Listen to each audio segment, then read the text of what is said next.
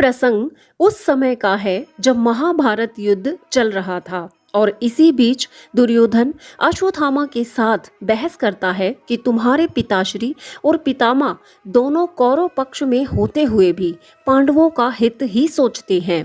तभी तो आज 10 दिन हो गए युद्ध को, पांडवों का एक भी योद्धा नहीं मारा गया। तब अश्वत्थामा कहता है, यदि हम तुम्हारे साथ ना होते तो तुम्हारे पक्ष में युद्ध ना कर रहे होते।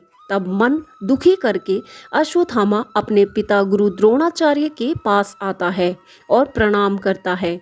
तब गुरु द्रोण उसे आयुष्मान होने का आशीर्वाद देते हैं और तब अश्वत्थामा कहता है कि इस रणभूमि में आपके मुख से विजय भव सुनने के लिए मेरे कान तरस गए हैं पिताश्री। तब गुरु द्रोण कहते हैं कि जो आशीर्वाद मिल जाए पुत्र उसे स्वीकार कर लेना चाहिए, प्रश्न करके देने वाले को लज्जित नहीं करना चाहिए। तब आगे गुरु द्रोण कहते हैं कि तुम क्या जानो, तुम जो मांग रहे हो वो देने वाले के पास है भी या नहीं, और यदि है तो कदाचित वो देना नहीं चाहता, और यदि नहीं है तो वो लज्जित होगा। मांगने और देने वाले की अपनी अपनी मर्यादा होती है पुत्र। तब अश्वत्थामा आगे बढ़कर पूछता है, किंतु आपका पुत्र होने के नाते मैं ये जानना चाहता हूँ कि ये आशीर्वाद आपके पास है या नहीं, या आप देना नहीं चाहते मुझे। तब द्रोण कहते हैं कि पिता से प्रश्न करते हो पुत्र, तो आप ये कह दीजिए कि मैं दुर्योधन का सिर काट कर आपके चरणों में डाल दूं। मुझसे उसके व्यंग्य सहन नहीं होते।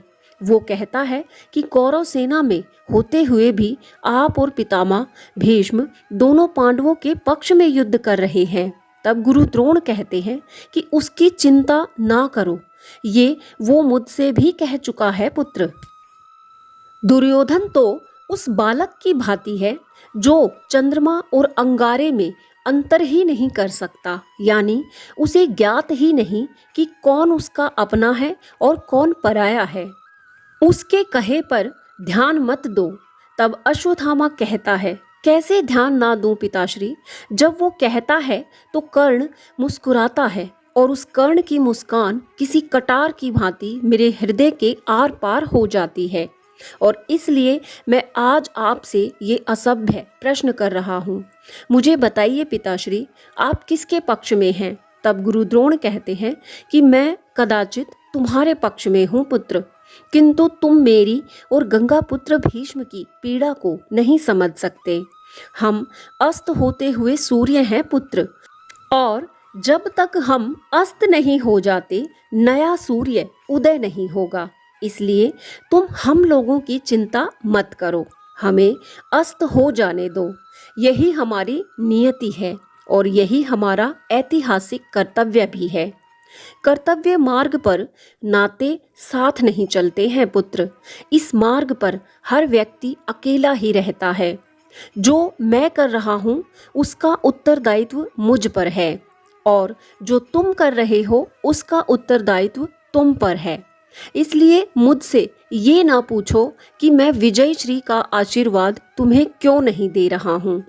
जो आशीर्वाद दे रहा हूँ उसे प्रणाम करके स्वीकार कर लो, और यदि ये युद्ध जीतना चाहते हो तो अपने बल पर जीतो, क्योंकि ये युद्ध आशीर्वादों के बल पर तो नहीं जीता जा सकता। यहाँ इस प्रसंग में गुरु द्रोण ने अपने पुत्र को जीवन की सबसे कड़वी सीख दी है, लेकिन यही अटल सत्य भी है। हम जो करते हैं वो हमारे कर्मों में लिखा जाएगा, भले ही उसे आप दूसरों के प्रयोजन से कर रहे हो। इसलिए हमेशा अच्छे कर्म करने का प्रयत्न करें। गुरु द्रोण व पितामह पूरा जीवन हस्तिनापुर के नाम पर गलत करते रहे, लेकिन अंत में बुराई उन्हें ही मिली।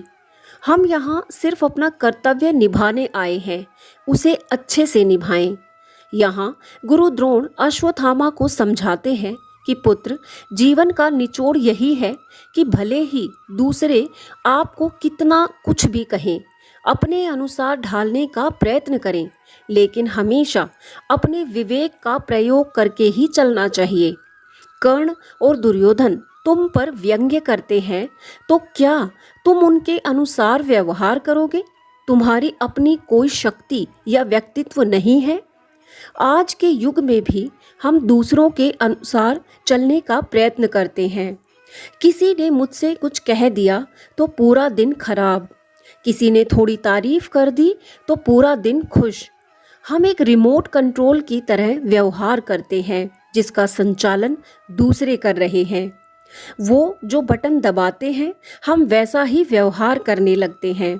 जी नहीं, अपनी शक्ति को पहचानें, उसे मजबूत करें, सकारात्मक दिशा में कदम उठाएं, कुछ नया करने का प्रयत्न करते रहें। आध्यात्मिक खुराक अपने विचारों को अवश्य दें। किसी के कहे शब्दों को इतना तुल्य ना समझें कि वो आपके व्यक्तित्व पर प्रहार कर सके। आपका शरीर है, आपका दिमाग है, तो निर्णय आपका होना चाहिए। जीवन में बहुत कुछ होता है करने के लिए। अगर ध्यान लगाकर सही दिशा पकड़ेंगे तो ये समाज आपको छोटा दिखाई देने लगेगा। केवल अपने कर्तव्य पूरा करें, अपने आप को ऊपर रखें, फिर देखें कैसे आपका जीवन बदल जाएगा। उम्मीद है ये प्रसंग आपको अच्छा लगा होगा। आपने इस प्रसंग से क्या सीखा मुझे कमेंट बॉक्स में ज़रूर बताएं और ऐसे ही ज्ञानवर्धक वीडियोस के लिए चैनल को अभी सब्सक्राइब करें। वीडियो अगर अच्छा लगा है तो वीडियो को लाइक शेयर जरूर कीजिएगा। जय श्री कृष्णा।